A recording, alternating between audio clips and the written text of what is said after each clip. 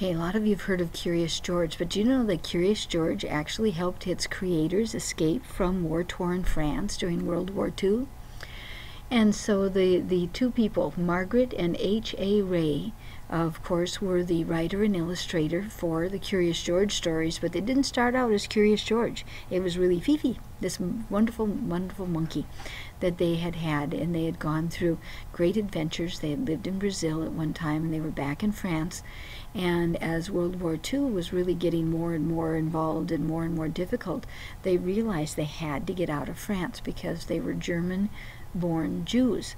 And even though they had passports from Brazil, and even though they lived in France, they were not safe.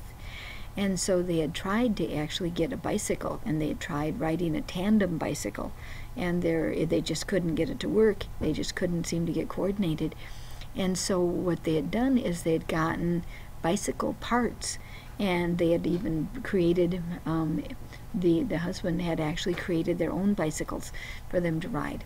And they packed their manuscript of Fifi and their few things, and they rode 3 days on the bicycle trying to get to the coast of France.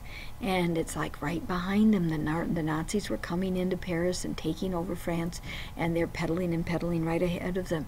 And they went, they stayed in people's businesses, and they slept there for a night, and they slept in another place for a night, and they finally got to the coast.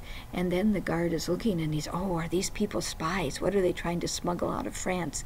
And when he opened it up and looked at it, he's going, oh, this is just a children's story.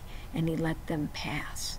And they were able to get onto a ship and eventually go to Brazil and then to the United States, where they changed the monkey's name to George, and he became Curious George. And so the people who did Curious George had great adventures themselves, and he helped them escape from war-torn France.